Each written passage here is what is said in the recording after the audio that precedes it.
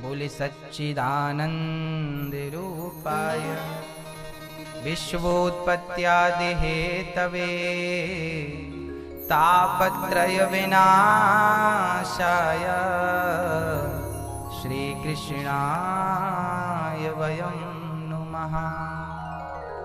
सच्चित आनंद।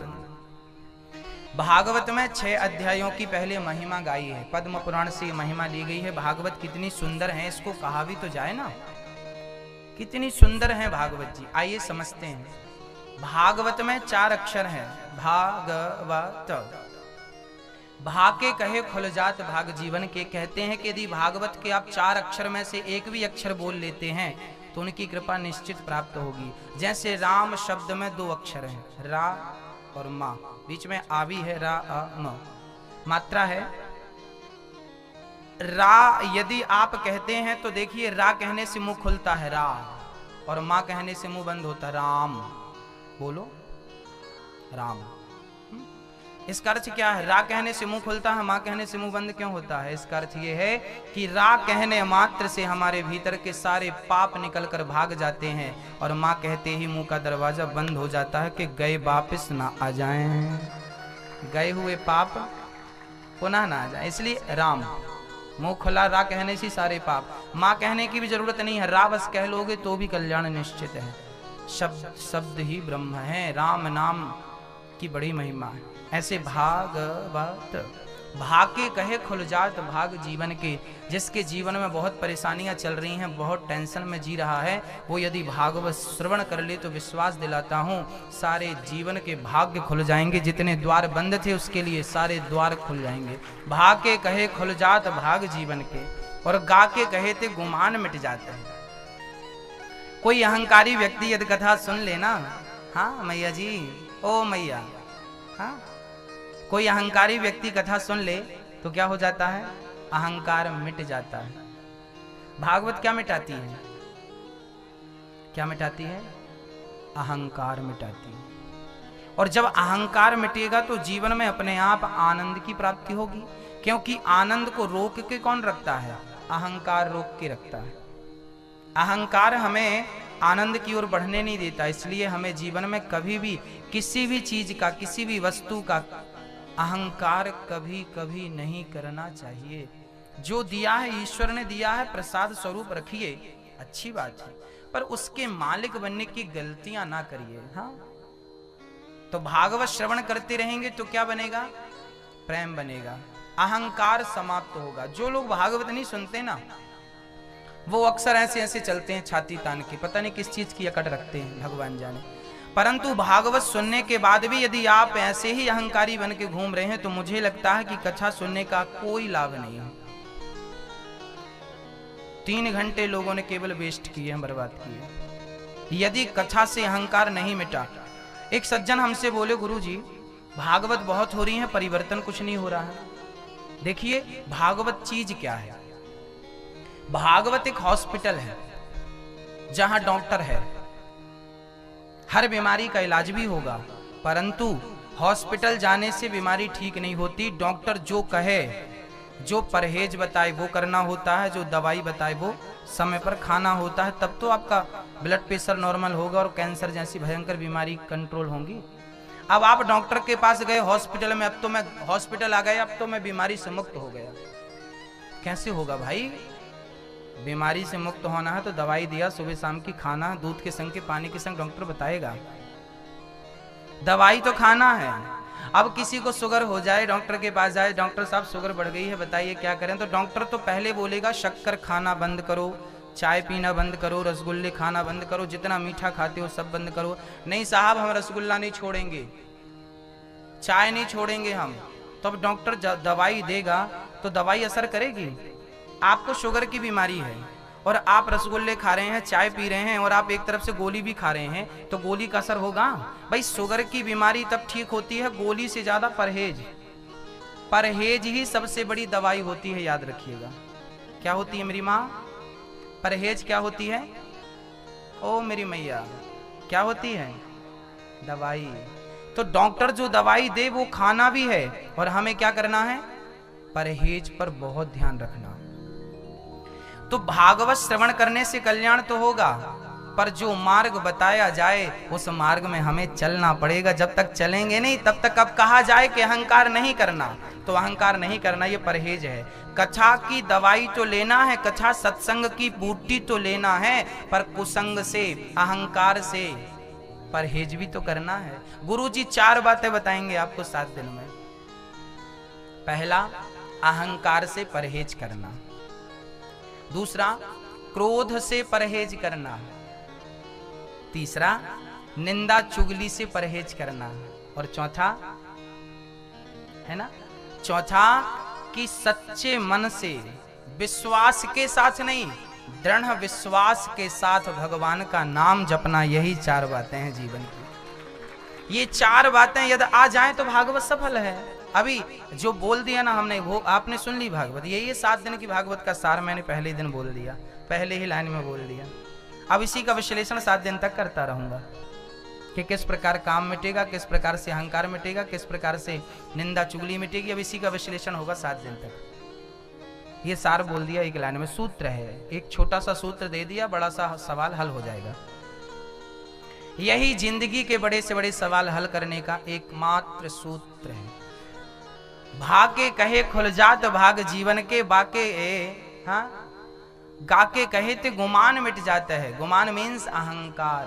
तो कथा से क्या मिटाना है हमें? इस बार आप लोग ना बैठने के पहले, मैया नींद आने लगी, लटकना झटकना चालू। अच्छा थक गई होंगी ना, लंबी यात्रा थी, सो जाओ।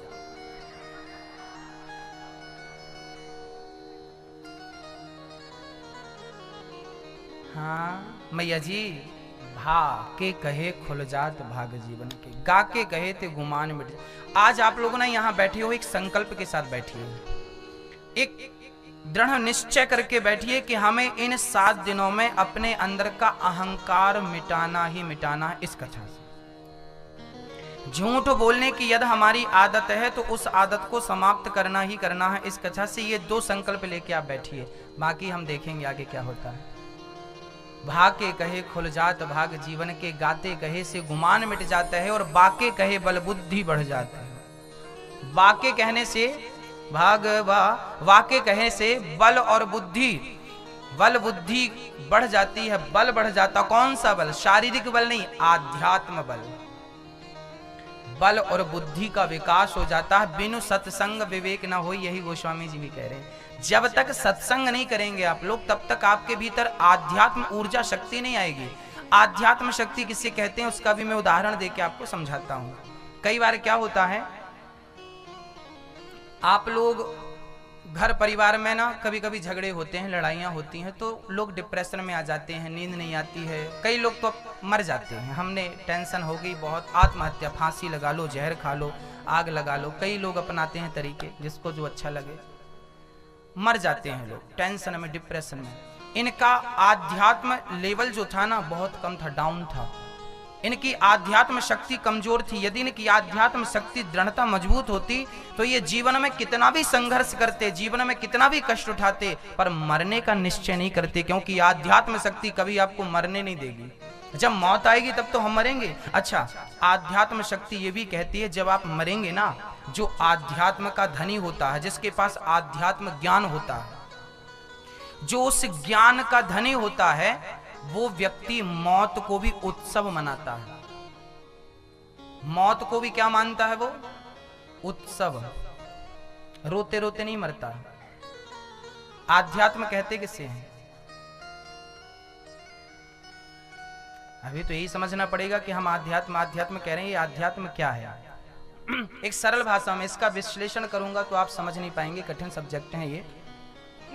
इसकी सरल व्याख्या मैं आपको सुना दूं। आध्यात्म चीज क्या है? ये मेरा पिता है, ये बुद्धि है सबके पास कि आपका पिता है, ये आपकी मां है, परंतु ये मेरा पिता नहीं, ये पिता के रूप में भगवान ही है। यही आध्यात्म दृष्टि है, यही आध्यात्म सोच है। पिता को पिता ना माना जाए, पिता को परमात्मा के रूप में देखा जाए। ये मेरा पिता नहीं, ये मेरी मां नहीं है, ये मां के रूप में कौन है? भगवान है। मंदिर में पत्थर नहीं है, मंदिर में पत्थर के रूप में कौन है? भगवान। यही आध्यात्म दृष्टि है। जो लोग पत्थर देखते हैं वो बुद्धिमान हो सकते हैं, पर जो पत्थर में भगवान देखते हैं वही आध्यात्म दृष्टि है, वही दृष्टि है आध्यात्म। उसी को आध्यात्म नजरिया कहते हैं। तो आध्यात्म की मैं बात कर रहा हूं, समझ गए ना? इस आध्यात्म की बहुत विस्तृत चर्चा है, यदि मैं करूंगा तो आप समय भी लगेगा, समझ नहीं पाएंगे। मैं तो सूक्ष्म सरल भाषा बोलता हूं, है, ताकि आप सब समझ जाएं, शब्द भी कम लगे और समझ में भी जल्दी आ जाए। ठीक हो? हाँ, बैठ जाओ। हाँ, राम राम।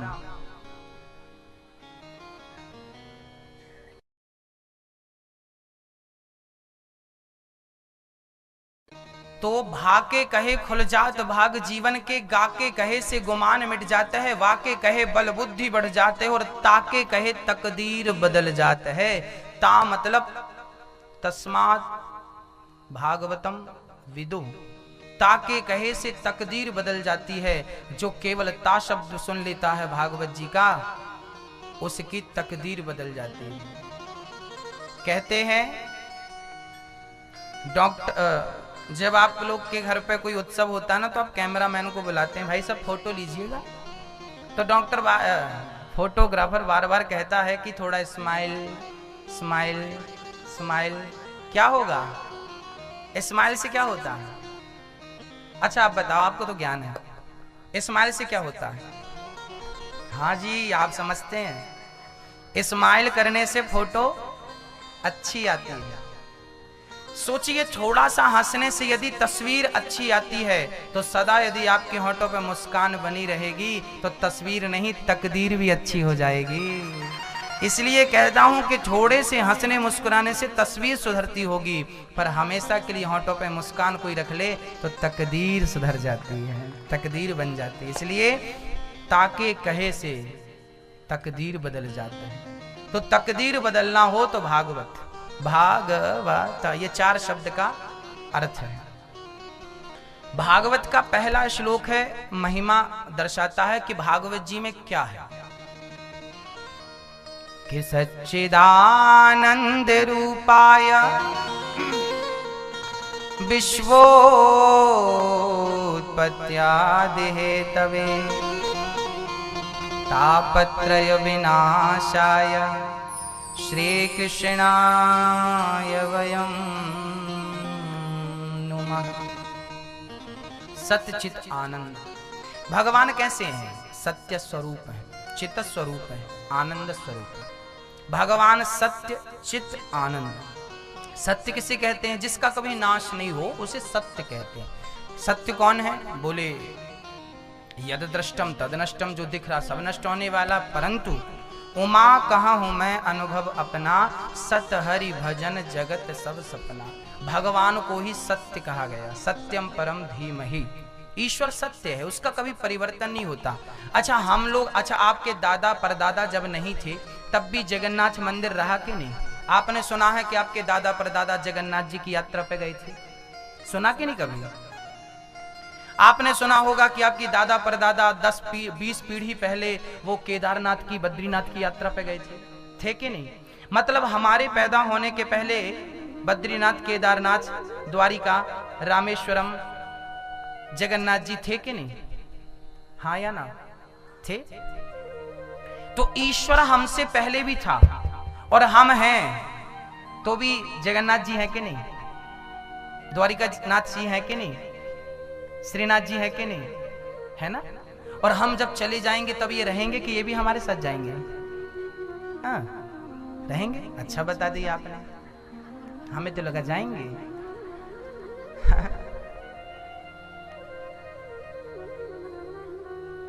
नहीं जाएंगे ना। इसका अर्थ क्या है? सत्य कौन हुआ? हम सत्य भय कि भगवान? यदि हम सत्य होते तो हम टिके रहते ना, टिके रहते, हमारा नाश नहीं होता ना।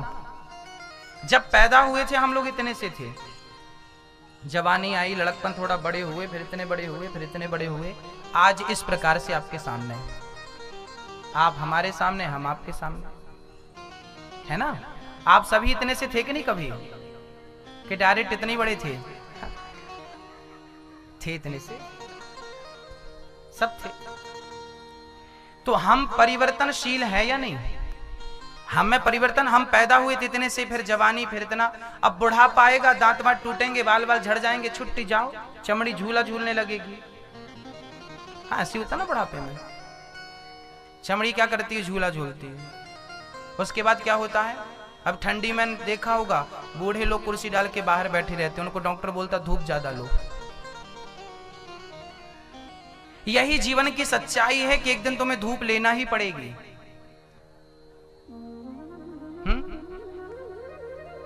ये सारे रंग महल धरे के धरे रह जाएंगे। आलीशान कितना भी बड़ा बंगला बनवा लो, पर कुर्सी डाल के बाहर बैठना पड़ेगा, धूप लेना पड़ेगा, घर से बाहर निकलना पड़ेगा। बुढ़ापे में निकल गए कि घर, अभी देखना जितने बूढ़े होंगे सब घर के बाहर कुर्सी डाले बैठे होंगे। निकल गए कि नहीं जिंदा?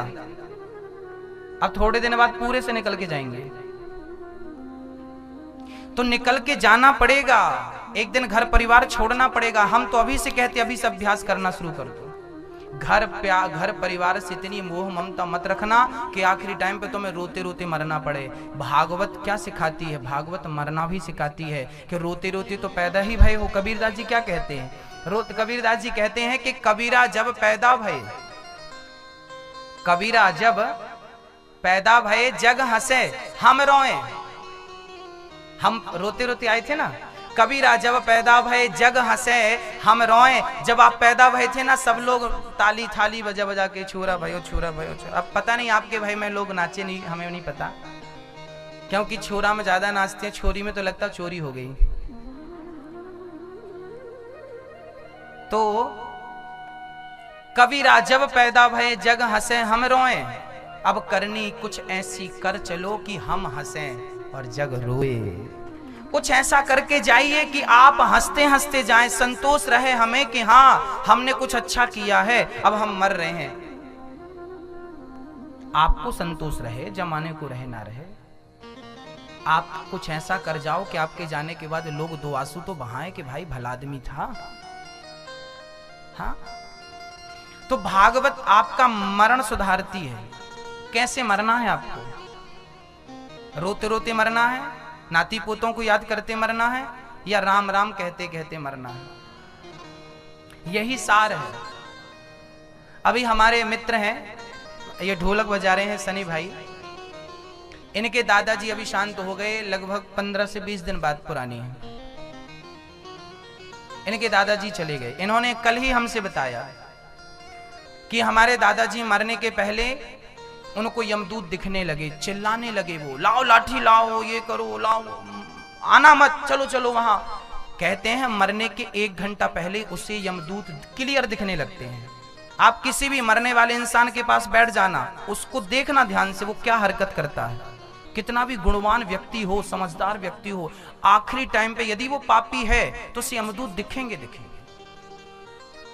यमदूत दिखने लगे। अब इन्होंने लाठी उठा ली, लाओ लाठी मैं मारता हूं। तब गीता का पाठ किया गया, और 18 अध्याय जब इन्होंने गीता का पाठ सुना तो कहते हैं गीता का पाठ सुनते ही नॉर्मल हो गए, सारे यमदूत भाग गए। कितना भी बड़ा पापी हो, मेरी मां मैं विश्वास दिलाता हूं, कितना भी बड़ा पापी हो, यदि उसने गीता श्रवण कर ली मरते समय और भगवान का नाम ले लिया, तो यमदूतों की ताकत नहीं कि आपको स्पर्श कर सकें।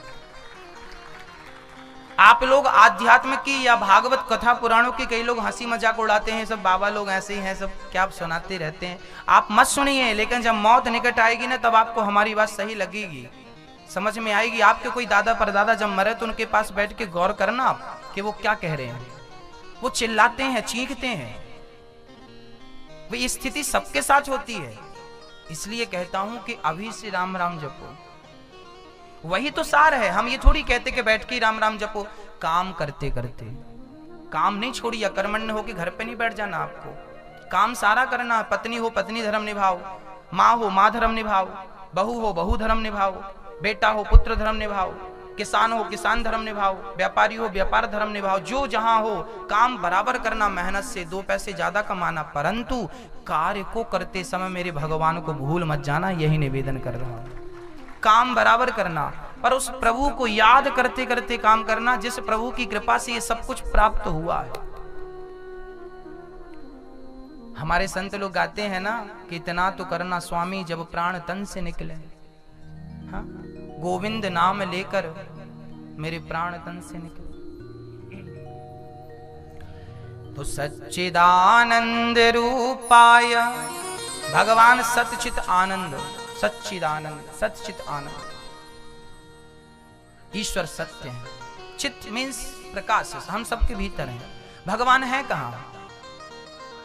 कहां? एक बार भगवान ने आपके संग एक गेम खेला था। खेल बच्चे खेलते ना, लुक्का छिपी खेलते, आपने भी खेला होगा बचपन में। लुक्का छिपी खेली कि नहीं? हम छिप जाएंगे, फिर आप हमें खोजना, पहला ये, दूसरा ये, तीसरा, ऐसा बच्चे खेलते हैं। हमने भी खेला खूब, आपने भी खेला होगा। भगवान के साथ भी हमारा ये गेम हुआ था। एक बार हम सभी लोगों ने भगवान के संग एक गेम खेला था। क्या? भगवान भी थे, हम भी थे। भगवान ने कहा चलो हम एक गेम खेलते हैं। कहा हम लोगों ने, कौन सा? भगवान ने कहा कौन सा खेलोगे? भगवान से हम लोगों ने कहा चलो लुका छिपी खेलते हैं। भगवान बोले चलो छिपते हैं। तो भगवान से पहले हम लोगों ने कहा कि पहले हम छिपते हैं, क्योंकि हमारे भारत में क्या है कि यदि आप क्रिकेट खेलेंगे ना तो बैटिंग पहले करना चाहेंगे आप, बॉल फेंकना कोई नहीं चाहता, पहले हम। तो भगवान बोले कि पहले क्या तुम चाहते हो? तो हम लोगों ने कह दिया कि प्रभु पहले हम छिपते हैं, आप हमें ढूंढना। तो हम लोग छिप गए। हम लोग कहां छिपे? हमने मछली के शरीर में छिप गए, सूअर के शरीर में छिप गए, हम बंदर के शरीर में छिप गए। हम जिस 84 लाख योनियां है ना, हमने 84 लाख योनियों में जाकर छिप गए। पर भगवान ने खोज लिया, अच्छा अब तुम गधा बन के आ गए हमारे सामने, अब तुम हाथी बन के आ गए हमारे सामने, अब तुम बंदर बन के आ गए हमारे सामने, अब भालू बन के आ गए। भगवान ने पहचान लिया कि तुम वही हो। उन्होंने हमें खोज निकाला। अब भगवान बोले हमने तुम्हें पकड़ लिया, अब हमारी बारी। अब हम छिप रहे हैं, तुम ढूंढना। समझ रहे हैं गेम? अब भगवान छिप गए, अब खोजना किसे है? आपको। कहां? तब से भगवान ऐसी जगह छिपे कि तब से लेके मनुष्य आज तक भगवान को ढूंढ रहा है, मिलने का नाम नहीं, मिले ही नहीं। कहां छिप गए वो? हमें लग रहा है भगवान बाहर छिप गए, हम लोग बाहर ढूंढ रहे हैं। भगवान बाहर नहीं छिपे मेरी माँ, भगवान हम सबके भीतर मन मंदिर में जाकर छिप गए। हम लोग क्या करते हैं? बाहर ढूंढते हैं। यहाँ होगा कस्तूरी मृग में बसत मृग खोजत बन माहे। कस्तूरी मृग के भीतर होती है, वो कस्तूरी से बहुत बढ़िया खुशबू निकलती है। जैसे गाय के भीतर गौलोचन होता है, ऐसे कस्तूरी होती है मृग के भीतर। कई बार ना मृग के भीतर कस्तूरी होती है, उसको खुशबू आती है, उसे लगता है यहाँ से आ रही है, वो वहां जाता है, फिर उसको हवा यहाँ से लगती है, अच्छा यहाँ से आ रही है। पूरे जंगल में ढूंढता है, उसे पता ही नहीं चलता कि खुशबू कहाँ से आ रही है। बस हम लोग भी उस मृग की तरह है। हमको लग रहा कि भगवान द्वारिका में मिलेंगे, हमें लगता है भगवान वृंदावन में मिलेंगे, हमें लगता है भगवान जगन्नाथ जी मिलेंगे। भगवान कहीं नहीं मिलेंगे, भगवान भीतर है। जिस दिन आंखें बंद करके मन मंदिर में भगवान को बसा लोगे, उनकी कल्पना, उनकी छवि मन मंदिर में बसा लोगे, वो अंदर से ही प्रकट हो जाएंगे, कहीं बाहर देखने की जरूरत नहीं है। हरि व्यापक सर्वत्र समाना। भाई दही का एक ऐसा कण बता दीजिए जिस कण में मक्खन ना हो। दही का ऐसा कोई कण है जिस कण में मक्खन ना हो? इस तरफ ना हो, उस तरफ हो। दही में मक्खन होता है कि नहीं होता? पर करना क्या पड़ता है? हमें पहले दही का मंथन करना पड़ता, मथना पड़ता, मथानी से। मंथन करने से क्या होता है? बोले दही की नस नस टूट जाती है, फिर क्या होता है? उससे मक्खन किनारे हो जाता है, छाछ अलग हो जाती है, फिर दही का अस्तित्व मिट जाता है, दही नाम की चीज समाप्त हो जाती है। मक्खन निकलने के बाद क्या बच जाता है? छाछ, मट्ठा, मही। बस मेरी माँ, जैसे दही के कण कण में मक्खन छिपा था, बस मंथन करने की देर थी, ऐसे कण कण में वो भगवान छिप गया। बस भक्ति करने की देर है, प्रेम करने की देर है। प्रेम करोगे तो राम ही केवल प्रेम प्यारा। हरि व्यापक सर्वत्र समाना, प्रेम ते प्रकट हो ही मैं जाना। प्रेम की मथानी से जब मंथन करोगे ना तो प्रकट हो जाएगा। हरि व्यापक सर्वत्र समाना, वो सर्वत्र व्याप्त तो है पर प्रेम ते प्रकट। प्रेम की मथानी जब चलेगी ना, जैसे गोपियों ने प्रेम किया गोविंद से तो भगवान प्रकट हो गए, ऐसे ही भक्त प्रहलाद ने प्रेम किया भगवान से तो खंबा से प्रकट भय कि नहीं। प्रहलाद के कहने से भगवान कहां से प्रकट भय? खंबे से हुए ना। तो इस खंबे को भी तोड़ दिया जाए तो भगवान निकलेंगे? अब कोई कहे कि भगवान तो खंबे में रहते ना, भगवान खंबे में नहीं रहते मेरी मां, भगवान तो विश्वास में रहते हैं। प्रहलाद को विश्वास था कि इस खंबे में भगवान है, तो भक्त के विश्वास को सिद्ध करने के लिए भगवान प्रकट हो गए, उनके विश्वास को पुष्ट करने के लिए भगवान प्रकट हो गए।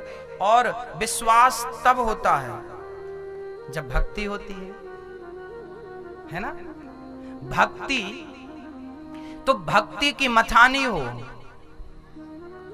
और विश्वास से जब मथा जाए, भक्ति की मथानी को कहां से, मथानी को रस्सी लपेट के नहीं मथते, तो विश्वास की रस्सी हो, और विश्वास की रस्सी से जब भक्ति की मथानी को मथा जाएगा तो कण कण में रहने वाला परमात्मा प्रकट हो जाएगा। दर्शन कर लो, खड़े हैं सामने।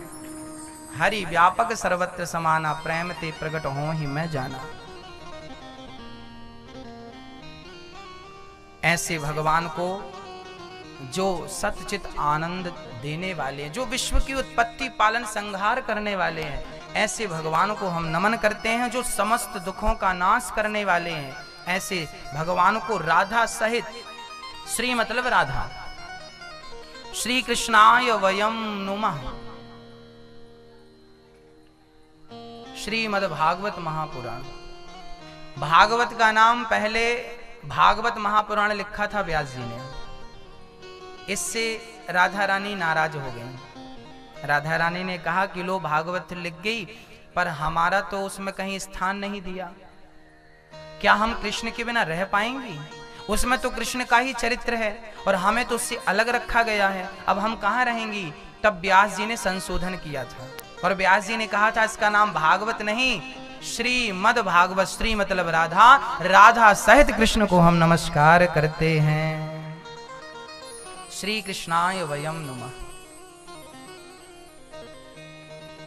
यम प्रव्रजन्तमनुपेतमपेत कृत्यम द्वैपायनो विरह कातरया जुहाव पुत्रेति तन्मयतया तर्वोभिनेदुस् तं सर्वभूत हृदयं मुनिमानतोऽस्मि। हाँ, श्री सुखदेव भगवान को प्रणाम करते हैं। सुखदेव जी कौन है? जन्म लेते ही सन्यास लेने चल पड़े थे सुखदेव भगवान। सुखदेव जी व्यास नंदन है, व्यास जी के पुत्र हैं। 12 वर्ष तक आप अपनी मां के गर्भ में थे। भगवान के कहने से बाहर आए,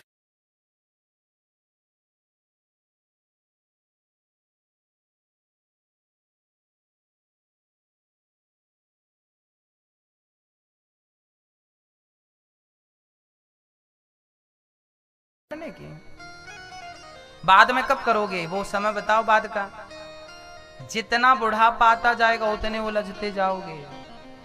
सुलझता कोई नहीं है, उलझता जाता है। इसलिए भगवान का भजन कल से नहीं, आज अभी इसी वक्त से शुरू कर दो। काम कल कर लेंगे, काम ही तो करने हैं। भगवान के लिए समय, भगवान की भक्ति, भगवान की कथा कल पर नहीं टालना चाहिए, काल नहीं। दशरथ जी ने राम जी का राज्य अभिषेक कल पर टाल दिया था। गुरु जी के पास गए थे, गुरु जी कब करें अभिषेक? तो गुरु जी ने तो कहा था आज ही कर लो। सुदिन सुमंगल, सुदिन सुमंगल तवहि जब राम होहि जुबराज। राम जी को जब राजा बना दोगे तब का मुहूर्त बढ़िया है, ऐसा गुरु वशिष्ठ जी ने कहा था। दशरथ जी ने पूछा कि राम को राजा कब बना दें?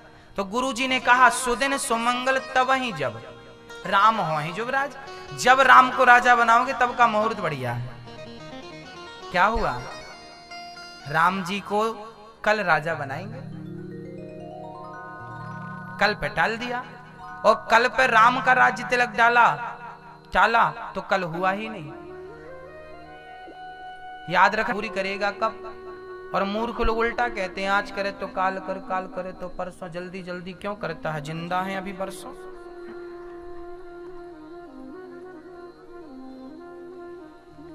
ज्ञानी व्यक्ति कल पर नहीं टालता। ज्ञानी वही है, विवेकशील वही है जो आज ही कर ले। कल किसने देखा?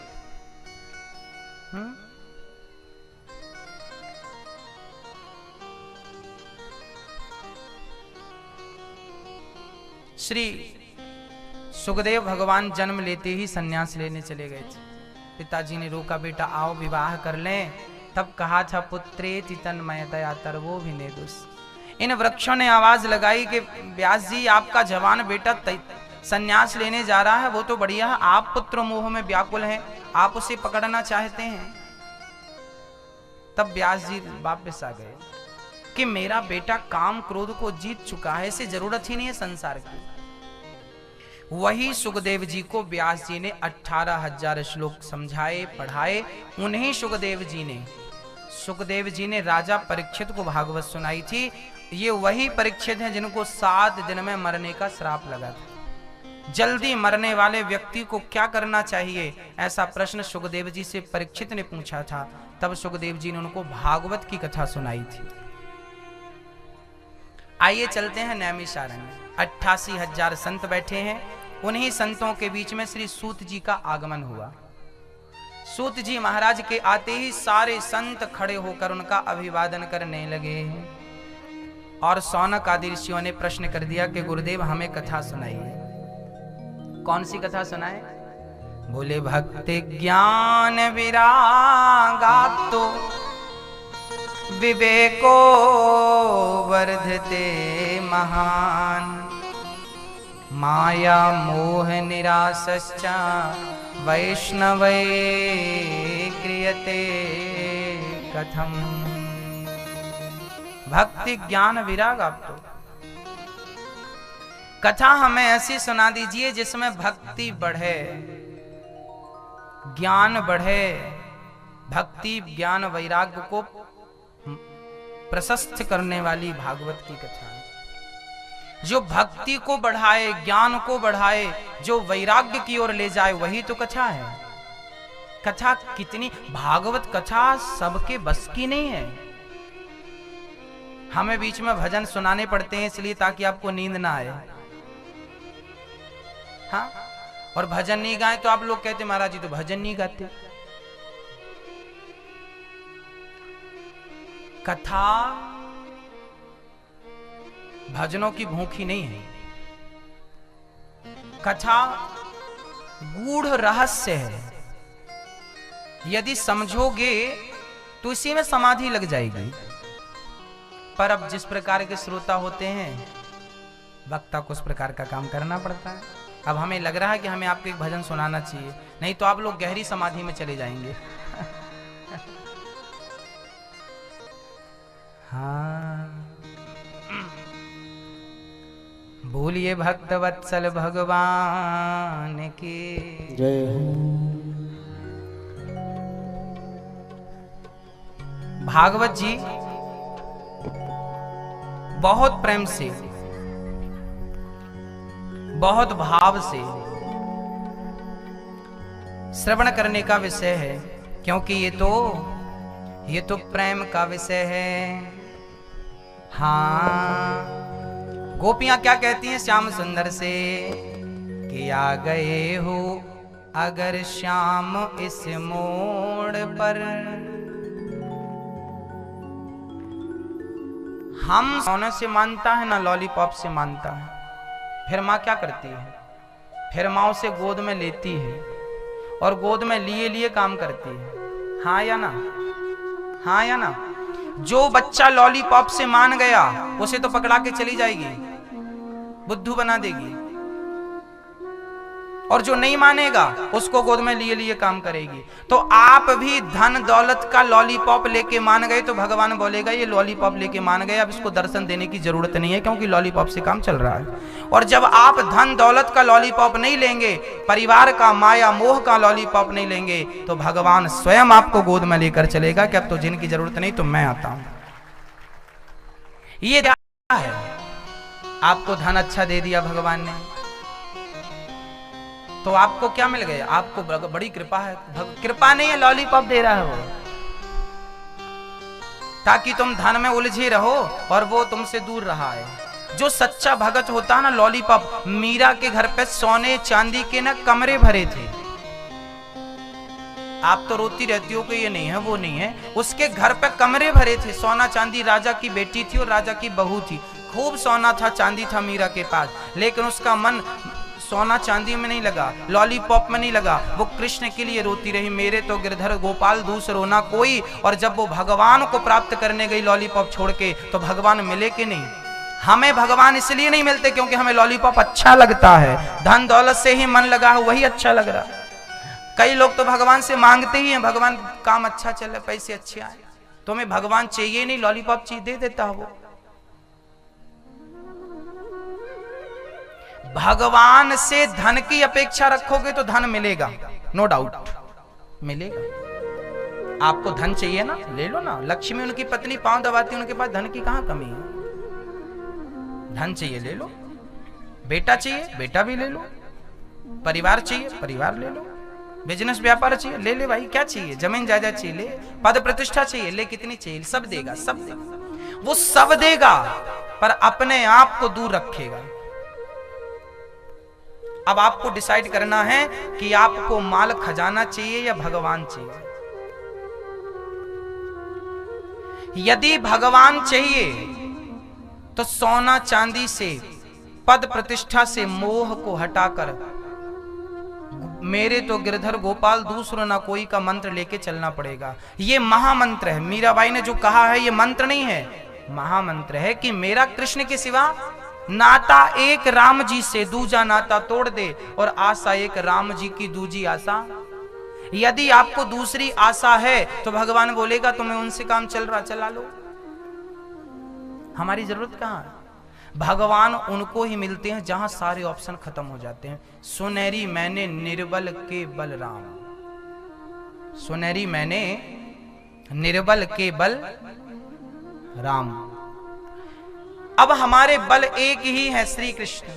यदि हमारे पास परिवार का बल है, पैसों का बल है, भगवान बोले तू अपने बल से काम कर ले, मैं दूर। द्रौपदी की साड़ी खिंचती रही, आधी से ज्यादा तो उतर गई, 2-3 हाथ साड़ी शरीर में रह गई, जिससे शरीर ढका था, बस वो भी निकलने वाली थी। द्रौपदी ने किसे बुलाया? पति को। अर्जुन कहां तुम्हारा गांडीव? देखो दुशासन मेरी साड़ी खींच रहा, उतर गई साड़ी, तुम्हें गुस्सा नहीं आ रहा? अर्जुन ने गांडीव की तरफ देखा नहीं, सिर नीचे कर लिया। अच्छा कोई बात नहीं, अर्जुन मजबूर है, पर युधिष्ठिर आप तो मजबूर नहीं, आप उठिए, अपनी पत्नी की रक्षा करिए। भगवान द्वारिका में हाथ बांधे खड़े थे कि बहना हमें तो बुला, हम आपको नहीं बुलाएंगे, पहले पति को ट्राई करेंगे। पति को ट्राई किया, अर्जुन, भीम, युधिष्ठिर, नकुल, सहदेव, कोई, सब सिर नीचे। फिर गुरुजी को, गुरुजी, द्रोणाचार्य जी आप भी बैठे, आओ भगवान, आपकी बेटी की लाज लुट रही है। गुरुजी ने भी सिर। तो सबसे दिग्गज बैठे थे फ्रंट में, भीष्म पितामह, उनके सामने किसी नारी की लाज कैसे लुट सकती थी? अब आवाज लगाया द्रौपदी ने, पितामह बचा लो। हालत देख लीजिए, पितामह ने सिर नीचे कर लिया। जब सारा बल समाप्त हो गया, तब द्रौपदी ने कहा कि मैंने देर कर दी, जिसे बुलाना था उसे बुलाया ही नहीं। जब तक आप पुकारेंगे नहीं, वो क्यों बिना बुलाए द्रौपदी के पास नहीं आया, तो अरे गरे नत्थु खरे की क्या कहें? जब दोनों हाथ उठाकर द्रौपदी ने कहा ना कि कहां जा छिपे हो प्यारे कन्हैया, यहाँ लाज मेरी लूटी जा रही है। जिन्होंने कभी मेरी सूरत न देखी, जिन्होंने मेरी सूरत नहीं देखी, वो देखेंगे आज बदन मेरा नंगा। यदि साड़ी उतर गई तो जिन्होंने मेरी सूरत नहीं देखी, घूंघट डाल के रखती थी, आज वो नंगा शरीर, निर्वस्त्र शरीर देखेंगे। जुआ में पति जी मेरे हारे हैं बाजी, महलों की रानी लूटी जा रही है। जब कोई नहीं आया तब द्रौपदी ने हाथ खड़े कर दिए। आओ कन्हैया आओ मुरारी, तुमको पुकारे ये बहना तुम्हारी। देखो जरा ये हालत हमारी, बहना तुम्हारी लूटी जा रही है। जब द्रौपदी ने बुलाया उस समय द्वारिकाधीश द्वारिका में भोजन करने की तैयारी, रुक्मणी जी बुला रही थी, आइए सरकार ठंडा हो रहा है। एक तरफ बहन बुला रही है, दूसरी तरफ पत्नी बुला रही है। पत्नी ने पहले बुलाया, बहन ने बाद में, तो पत्नी के बुलाने पे चले गए, थाली के सामने बैठ गए। थाली रुक्मणी ने सामने रखी, पंखा लेके झलकाने लगी। उसी समय द्रौपदी ने आवाज अब लगाई। जब कोई नहीं सुना तब द्रौपदी ने कहा, मेरा कोई ना सहारा बिन तेरे, नंदलाल सवरी या मेरे असुवन भीगे साड़ी, आ जाओ कृष्ण मुरारी। अब जाए न लाज हमारी, अब जाएगी लाज तुम्हारी, मेरे यसुवन भीगे साड़ी। और जैसे ही बुलाया द्वारिकाधीश दौड़ पड़े और दौड़कर चीर बनकर के स्वयं भगवान ने वस्त्र का अवतार धारण कर लिया और वस्त्र बनकर भगवान खींचने लगे। दुशासन खींचता गया, थक गया, साड़ी का ढेर लग गया शरीर पे ज्यों की त्यों। दुशासन बोला कि साड़ी बीच नारी है कि नारी बीच साड़ी है, कि साड़ी है कि नारी है, कि नारी बीच साड़ी है। द्रौपदी ने कहा, मूर्ख, ना तो साड़ी बीच नारी है, ना नारी बीच साड़ी है, ना साड़ी ही की नारी है, ना नारी ही की साड़ी है। ये तो वृंदावन बिहारी है जो चीर बनकर खिंचा जा रहा, खिंचा जा रहा, खिंचा। आज एक भाई अपनी बहन के लिए साड़ी बनकर खिंच रहा है ना। कब आए भगवान? जब सारा बल समाप्त हो गया। द्रौपदी का बल था ना, पतियों का बल, पितामह का बल, गुरु द्रोणाचार्य। जब सारा बल समाप्त हो गया तब भगवान आए। भक्तों, भगवान तब तक नहीं आएगा जब तक आपके पास कोई बल होगा, जब तक आपके पास कोई लॉलीपॉप होगा तब तक भगवान नहीं आएगा। और जब लॉलीपॉप से मन हटा करके गोविंद के चरणों में मन लगाओगे तो उसी दिन प्रत्यक्ष खड़ा नजर आएगा। ये धन दौलत हमें जो मिल रहा है ना, ये मत समझना कि विधाता की कृपा है। ये कृपा तो ठीक है, पर ये भगवान आपको कह रहे हैं कि तुम इसी में लगे रहो, है ना। बूढ़ी बूढ़ी माताओं का मन राम राम में नहीं लगता, पैसे गिनती रहती है। लॉलीपॉप अच्छा लगता है,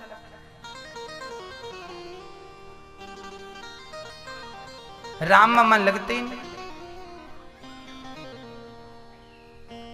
लगा लो मेरी माँ, ये शरीर मिला है, जल्दी कर लो जो करना है, जो करना है जल्द कर।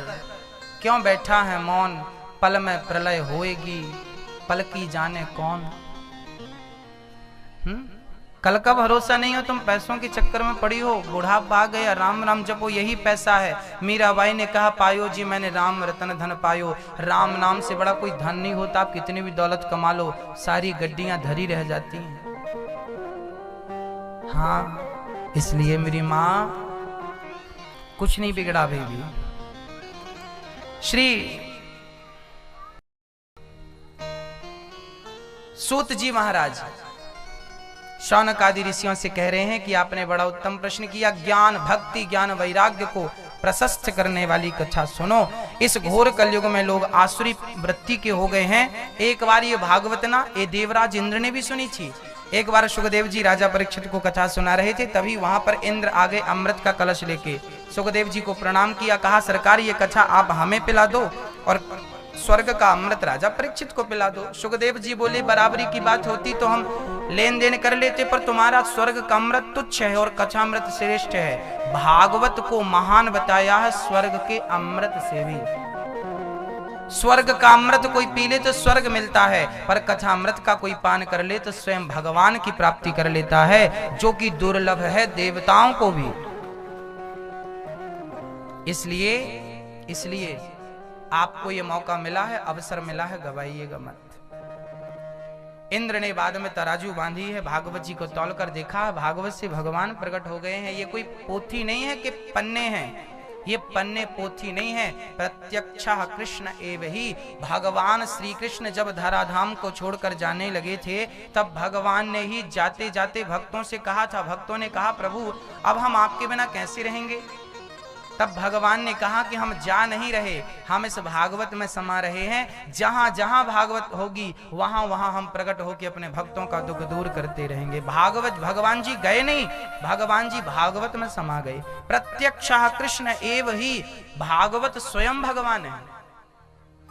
जिसके सिर पर ये भागवत जी आती है ना, किस्मत वाला होता है। भागवत जी सिर पे लेके चलने वाला परम भाग्यशाली होता है। लाखों करोड़ों लोगों में 2-4 लोगों को मौका मिलता है। इसलिए सुनने का तो मिला है, सुन तो लें हम, वह कल्याणकारी है। इंद्र के अहंकार को भगवान ने नष्ट किया। एक बार इस कथा को देवर्षि नारद जी ने भी सुना। नारद जी, हाँ नारद जी, चारों धाम की यात्रा करके नारद जी आए, पर मन नहीं लगा कहीं। शांति पाने के लिए नारद जी सारे तीर्थों में गए। पुष्करम चा प्रयागम चा काशीम गोदावरीम तथा हरि क्षेत्रम कुरुक्षेत्रम श्रीरंगम सेतु बंधनम। पुष्कर प्रयाग काशी गोदावरी हरि क्षेत्र कुरुक्षेत्र रंगनाथ सारे तीर्थों में नारद जी गए, पर नारद जी कह रहे हैं हमें कहीं शांति नहीं मिली। शांति की चाह लेकर गए थे, शांति नहीं मिली। वृंदावन में नारद जी को क्या मिला? एक बूढ़ी स्त्री मिल गई, जवान स्त्री मिल गई, बूढ़े पुरुष, एक पुरुष इस तरफ एक पुरुष, बूढ़ी सी, बूढ़े बूढ़े पुरुष और बीच में एक महिला सुंदर सी। नारद जी ने कहा देवी कौन हो, को भगवान? उस देवी ने कहा महाराज मेरा नाम भक्ति है, अहम भक्ति ऋतिक ख्याता, मेरा नाम भक्ति है, ये मेरे पुत्र ज्ञान वैराग्य है। काल के प्रभाव से ये जीर्ण शीर्ण हो गए। काल है ना, कलयुग ने बूढ़ा कर दिया। भक्ति ने कहा महाराज जी कोई कथा भागवत सुनाओ, कोई करो तो हमारे बच्चे जवान हो जाएं, कोई प्रयास करिए। तब नारद जी बोले मैं इनको भागवत सुनाता हूं। पहले गीता सुनाए, वेद पुराण सुनाए, पर उनकी मूर्छा नहीं टूटी ज्ञान और वैराग्य की। तब नारद जी ने सनकादियों के मार्गदर्शन पर भागवत श्रवण कराई। कहां पर? हरिद्वार की पवित्र भूमि, गंगा का किनारा, रेत से बिछा हुआ सुंदर सा स्थान था। कुछ बिछाने की जरूरत नहीं थी, पेड़ की बढ़िया सी छांव थी। 4 आसन लगाई, सनक सनंदन सनातन सनत कुमार चारों बैठ गए और कथा शुरू हो गई। कथा की केवल महिमा गाई कि सदा सेव्या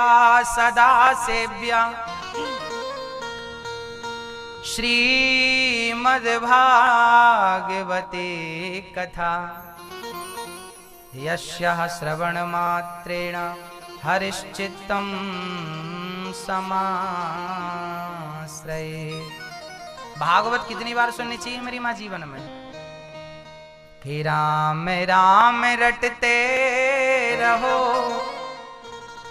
जब तक घट में प्राण, कभी तो दीन दयाल के भनक पड़ेगी कान। भगवान का नाम बोलते रहो, कभी नाम नहीं छोड़ना मेरी माँ। कितना भी जीवन में समय विपरीत आ जाए, आप भगवान करे कि आपके जीवन में आनंद ही आनंद बना रहे, कभी कष्ट ना आए, पर कभी विषम परिस्थितियां आ जाएं, उस हाल में भी राम नाम मत छोड़िएगा। वो सहारा है हम सबका, वो राम नाम सहारा है, कभी मत छोड़िएगा। आखिरी टाइम तक जपते रहिएगा। वो नाम 2 अक्षर का नाम ही नौका है, जिस नौका में बैठ के आपको भवसागर को पार करना, वो नाम ही नौका है। नाम लेत भव सिंधु सुखाही, नाम की बड़ी महिमा है। अब भक्ति महारानी भागवत की महिमा सुन सोचिए। भागवत ऐसा ग्रंथ है जिस भागवत से भक्ति, ज्ञान और वैराग्य को भी शांति का अनुभव हुआ, आनंद का अनुभव हुआ। जब भागवत सुनने से भक्ति, ज्ञान, वैराग्य को आनंद मिलता है, तो हम लोगों को आनंद नहीं मिलेगा? ज्ञान वैराग्य को मुक्ति मिल गई उनके बुढ़ापे से, भक्ति को मुक्ति मिल गई उसके दुख से, क्या हमें मुक्ति नहीं मिल जाएगी हमारे दुखों से? भागवत में लिखा है कि जो व्यक्ति जिस संकल्प से भागवत सुनता है, भागवत जी उस व्यक्ति का वो संकल्प निश्चित पूरा करती है। यदि आपको पुत्र चाहिए तो भागवत पुत्र देंगी, यदि आपको मोक्ष चाहिए तो मोक्ष देंगी, आपको धन चाहिए तो भागवत जी धन देंगी। जो भी कामना है वो कामना को लेकर प्रेम पूर्वक 7 दिन यदि प्रेम से भागवत सुनी जाए और भागवत के बताए मार्ग पर चलकर देखा जाए, तो जो इच्छा होगी वो भगवान निश्चित पूरी करेंगे। आप करके देख लीजिएगा। जिनके पुत्र नहीं होता उनको पुत्र मैंने देखा है। हमने बहुत पहले कथा सुनाई थी। हमारे एक परम भक्त हैं, ठाकुर जी के भक्त हैं, हमारे शिष्य हैं, उनके संतान नहीं थी। भागवत जी उनने सुनी, इसी उद्देश्य से सुना कि हमें पुत्र हो जाए, पुत्र नहीं था। भागवत सुनी भक्तों, उनके घर पर जुड़वा 2 बच्चे पैदा हुए, बेटे पैदा हुए। आज भी हरा भरा परिवार है, आनंद। भागवत का प्रभाव है। मोक्ष चाहिए, प्रेत बाधा से किसी को कि हमारे पूर्वज हमें परेशान कर रहे हैं, मोक्ष चाह रहे हैं, पितृ दोष चल रहे हैं, भागवत वो भी करती है। भागवत जो मांगेंगे सब देंगे, क्योंकि ये भगवान है। ये 7 दिन का जो दरबार लगा है, ये गोविंद का दरबार है। इन 7 दिनों में भगवान कहते हैं कि दरबार में बंसी वाले के दुख दर्द मिटाए जाते हैं और दुनिया के सताए लोग यहाँ सीने से लगाए जाते हैं। विश्वास लेकर आओगे तो मनोकामना निश्चित पूरी होगी। इसलिए आज ही आपके अंदर कोई कामना हो, हम तो पहली बात ये कहेंगे कि सांसारिक कामनाएं नहीं होनी चाहिए, पर आपका मन नहीं मानता, कोई कामना है तो कर सकते हैं, भाव से कर सकते हैं कि हे प्रभु, हे भागवत जी, हमारी इच्छा पूरी कर दो। निश्चित करेंगे, पर उसके बाद एक शर्त है कि उसके बाद आपको रोज आधा घंटा भगवान का कीर्तन अपने घर पर रोज करना होगा। इच्छाएं, मुरादें पूरी होने के बाद भूल मत जाइएगा। उसके बाद आपकी जिम्मेदारी बनती है कि अब आपकी भगवान ने सुनी है, तो अब आपकी रिस्पॉन्सिबिलिटी है कि आप ज्यादा से ज्यादा भगवान को याद करें और ज्यादा याद करें। 24 घंटे में हर पल बस नारायण नारायण नारायण, राम मेरे कृष्ण। बस जहां भी बात करो, किसी से भी बात करो, बस मेरे कृष्ण की बात होनी चाहिए, मेरे राम की बात होनी चाहिए, क्योंकि उन्होंने हमें वो दिया जिसकी हमें कामना थी। हम कृतज्ञता नहीं, हम कृतज्ञता व्यक्त करते हैं, कृतज्ञ नहीं है, हम कृतज्ञता व्यक्त करते हैं। हमें कोई देता है ना 1 गिलास पानी भी, तो हम उसके प्रति सम्मान व्यक्त करते हैं कि आपने हमें गिलास भर पानी पिलाया। तो भगवान ने जो दिया उसका धन्यवाद, शुक्रिया। श्री भक्ति महारानी का सारा कष्ट समाप्त हो गया और प्रेम पूर्वक कथा संपन्न हुई। नारद जी को एक डाउट हो गया। नारद जी ने कहा, प्रभु, कथा सुनकर कोई पुण्यात्मा तर जाए तो आश्चर्य नहीं है, कथा सुनकर कोई पापी तर जाए तो नो डाउट, नो आश्चर्य, परंतु जिसने जीवन भर पाप किया है क्या वो व्यक्ति तरेगा? बोले हाँ। कौन तरेगा? ये माने वह पाप कृतस्तु सर्वदा सदा दुराचार रता विमार्गिगा क्रोधाग्निदग्धः कुटिलाश्च कामिनः सप्ताह यज्ञेन कलौ पुनन्ति ते। भागवत जी में लिखा है कि कितना भी बड़ा पापी हो, सन्मुख होहि जीव मोहि जबहि, जन्म कोटि अघनासहि तबहि। कितना भी बड़ा पापी हो, यदि वो भागवत सुनता है तो निश्चित उसका कल्याण होके रहता है। कितना भी बड़ा वीआईपी पापी क्यों ना हो, भागवत सुन लेगा तो निश्चित कल्याण होगा। किसका हुआ? बोले तुंगभद्रा नदी के किनारे एक पंडित जी रहा करते थे। अब ये कथा आपकी और हम सबकी है, जरा मिलजुल के सुनते हैं। बहुत बढ़िया कथा है, सावधान होके सुनते हैं। मैया जी भूख लग रही हो तो बच्चा है भोजन अभी, हाँ? नहीं, नींद आ रही हो तो कल से गद्दे भी डलवा देंगे। नहीं तो प्यास लग रही है, पानी पिलवा दें आपको, हाँ? कल से एक एक बोतल लेके आया करो पानी भर के खुद, ताकि आपको प्यास लगे तो पी सको। और प्रेम से कथा की गंगा में हमें डूबना है। श्री सनकादि एक प्राचीन इतिहास सुनाते हैं। एक तुंगभद्रा नदी के किनारे गांव था। गांव का नाम था उत्तमपुर। उस गांव में एक पंडित जी रहते थे, उनका नाम था आत्मदेव। उनकी पत्नी का नाम था श्रीमती धुंधली देवी। आत्मदेव जी के घर पर सब कुछ था, नाम था, पद था, प्रतिष्ठा थी, 2 पैसे कमाते थे, समाज में नाम ख्याति भी थी। एक पुत्र की लालसा, हाँ कर लो, बतिया लो, पंचायत कर लो। पंचायत करनी तो आए अपन लोग। पंडित जी पंडितानी बड़े प्रेम से रहा करती थी। आत्मदेव जी के घर पे एक चीज की कमी थी, उनकी संतान नहीं थी, पुत्र। और पुत्र मोह सबसे खतरनाक होता है। जिसके हो जाए वो तो ठीक है, जिसके नहीं होते ना वो बेचारी रोती। सबसे ज्यादा हमारी माँ बहन रोती हैं, बेटा नहीं, बेटा नहीं, बेटा नहीं। और वो तो जैसे तैसे कथा सुन सुन के अपने आप को समझा लेती है, पर उसकी सास उसको डंक मारती रहती है, तेरी बेटा नहीं है, बेटा नहीं है। और ननन तो 10 लेती है।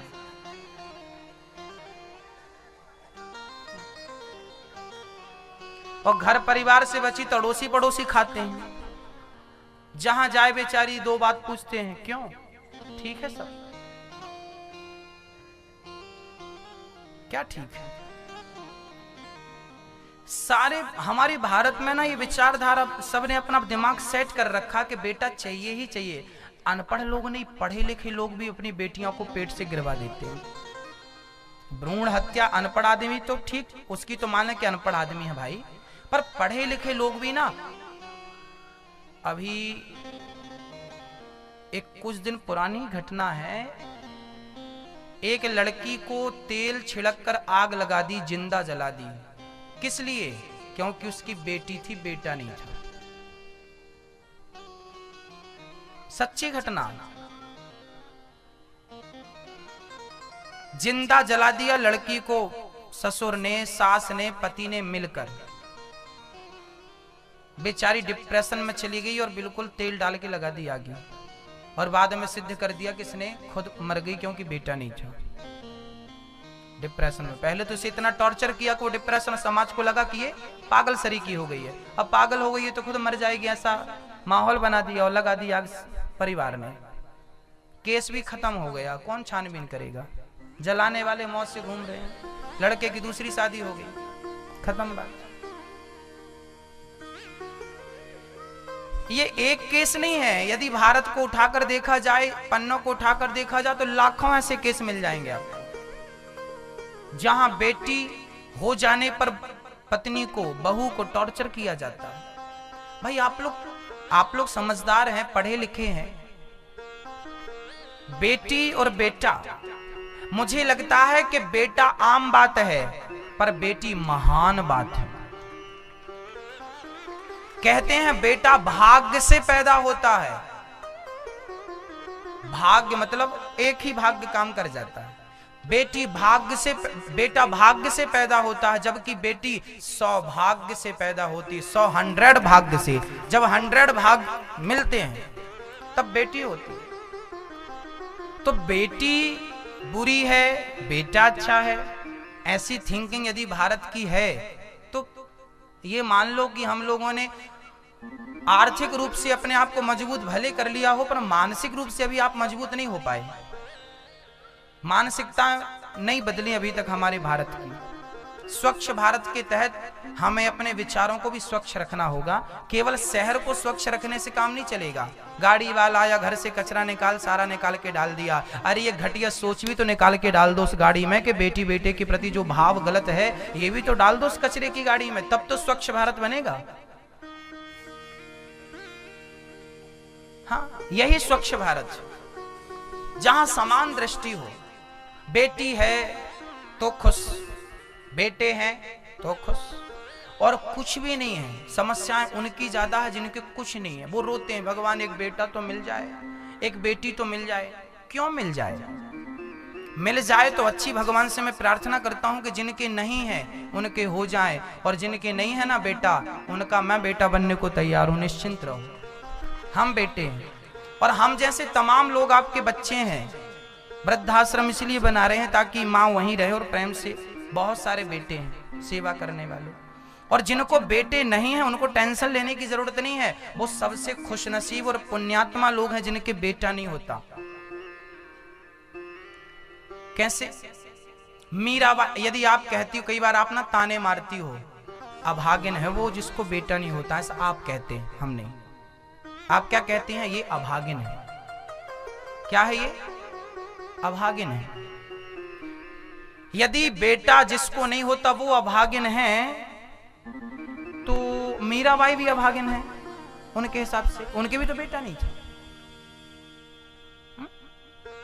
अरे बेटे को पाने से कोई भाग्यशाली नहीं होता मेरी माँ। गोविंद को पा लिया मीराबाई ने, तो कितनी महिलाएं उनके टाइम की मर गई, कौन याद करता है? मीराबाई है कि मरती ही नहीं, सबके दिलों में राज कर रही है। जो गोविंद से संबंध रख लेता है ना मेरी माँ, वो मरता ही नहीं। मीरा के टाइम की लाखों महिलाएं मर गई कि नहीं? आप में से किसी को एक का नाम याद हो तो बता दो। मीरा की जिठानी, मीरा की देवरानी, मीरा की ननंद, मीरा के गांव के, मीरा के पड़ोस के, क्या लोग वहां खाली था? सब तो थे।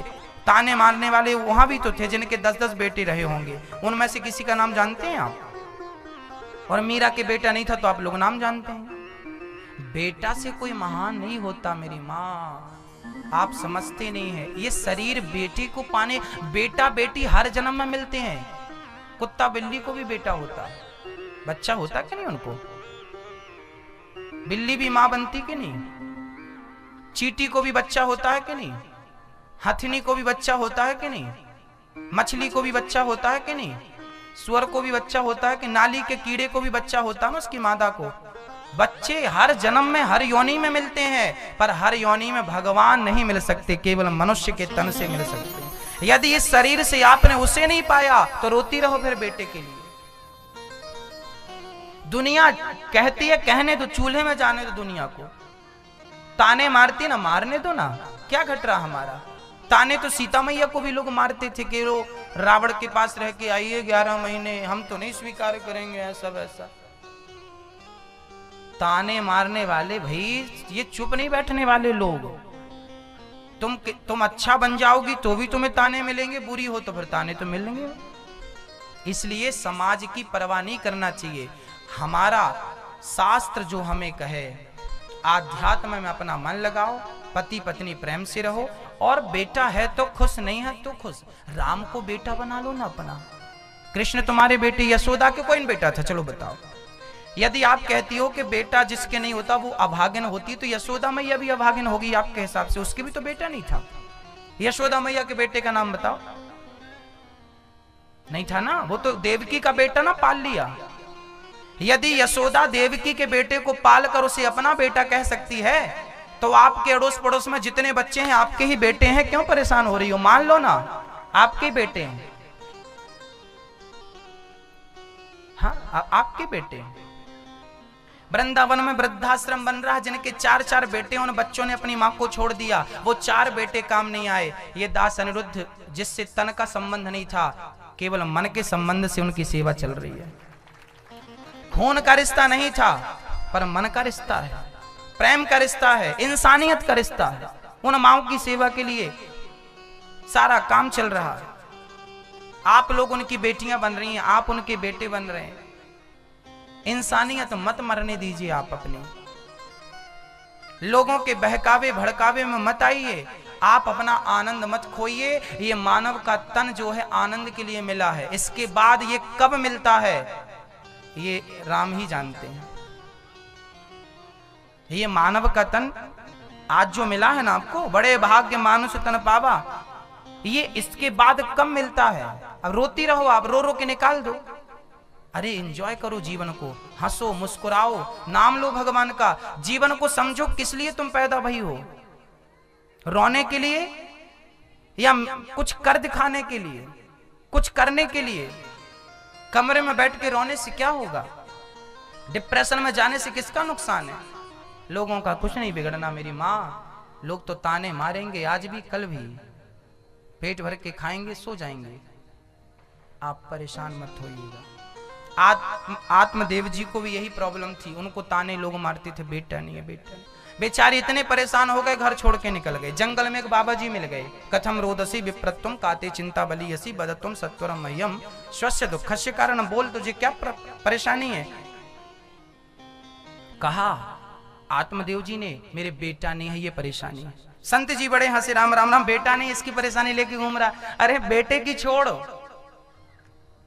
मेरे भी कोई बेटा नहीं है। संत जी बोले, हाँ सन्यासियों का कहां बेटा, स्वामी विवेकानंद के कहां बेटा था, बताओ नाम बताओ स्वामी विवेकानंद जी के बेटे का। स्वामी श्री करपात्री जी के बेटे का नाम बताओ, अखंडानंद जी के बेटे का नाम बताओ, कहां नाम था, क्या नाम था, हो थे नहीं बेटे। तुलसीदास जी के बेटे का नाम बताओ, कबीरदास जी के बेटे का नाम बताओ, सूरदास जी के बेटे का नाम बताओ। है तो बिना बेटे वालों का कल्याण नहीं होता क्या। यदि आप कहें कि बेटा है तो कल्याण होगा, तो सूरदास जी के बेटा नहीं था, तुलसीदास जी के बेटा नहीं था, कबीरदास जी के बेटा नहीं था, स्वामी विवेकानंद जी के बेटा नहीं था, किनका कल्याण नहीं हुआ। बेटे के बिना कल्याण रुक गया। मेरी माँ ये थिंकिंग कब की पुरानी कचरे पे डस्टबिन में डालनी चाहिए, सोचें हमें। 21वीं सदी में जी रहे हो, कहां बेटा बेटी के लिए रो रहे हो। जो है आनंद से, बेटा बेटी से ज्यादा कीमती ये मानव का तन है, ये मिल गया ना, अब भगवान का भजन करो। इस तन से भगवान को पाया जा सकता, और क्या चाहिए तुम्हें, ये मौका है। ये बेटा बेटी पाने के लिए भगवान ने शरीर नहीं दिया, तुम पा रहे हो अलग विषय है। हाँ ठीक है। आत्मदेव जी नहीं माने, हमें तो बेटा चाहिए चाहिए चाहिए। संत जी ने एक फल पढ़ के दे दिया, मंत्र पढ़ के, ले खिलाना पत्नी को बेटा होगा। पत्नी को फल खिलाया, धुंधली लो फल खा लो। संत जी ने मंत्र पढ़ के दिया है, अब धुंधली और उल्टी कहने लगी, मैं फल खाऊंगी तो गर्भवती हो जाऊंगी, और खाऊंगी गर्भवती हो गई, और मेरे घर में चोर घुस गए तो भागूंगी कैसे। मैया को उठाना, वो देखो सो रहे हैं बाजू।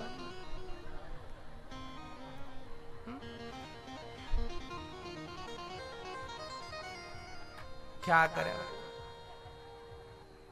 नाती पोते सोने दें।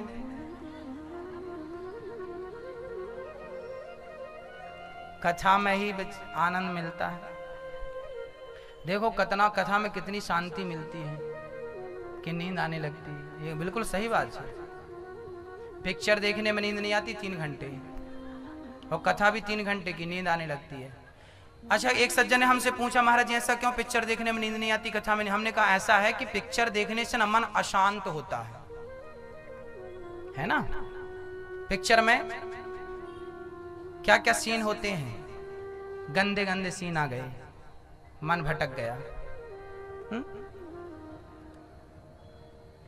ये सीन आ गया, वो सीन आ गया, मन विचलित हो गया। पिक्चर जो है वो मन को अशांत करती है, इसलिए नींद नहीं आती। जबकि कथा से मन शांत होता है। नींद तब आती है जब मन को शांति मिलती है। तो ये प्रत्यक्ष उदाहरण है कि कथा मन को शांत करती है, इसलिए कथा सुननी चाहिए। कथा मन को क्या करती है, शांत करती है, केंद्रित करती है। हाँ या ना, आपको अच्छा लग रहा है कि नहीं कथा में बैठ के, मन को शांति मिल रही है कि नहीं, मिलेगी। कथा का प्रभाव ही पॉजिटिव है। यही प्रभाव। प्रत्यक्षम किम प्रमाणम, प्रत्यक्ष को प्रमाण की जरूरत नहीं पड़ती। आत्मदेव जी ने फल पत्नी को रखा, खाओ। पत्नी बोली मैं पूजा कर लूं, खाऊंगी। आत्मदेव जी चले गए, पड़ोसन के सामने बोली बहन मैं फल खाऊंगी, गांव में चोर, घर में चोर आए, मैं भागूंगी कैसे? पड़ोसन बोली बहन काहे को चोर आएंगे, काहे उल्टा सोच रही है? अरे चल कोई बात नहीं, चोर नहीं आए, मैं गर्भवती हो गई, पेट बड़ा हो गया, मेरे घर में आग लग गई तो मैं मर नहीं जाऊंगी चल के? अरे काहे को आग लगेगी, क्यों उल्टा सोच रही है?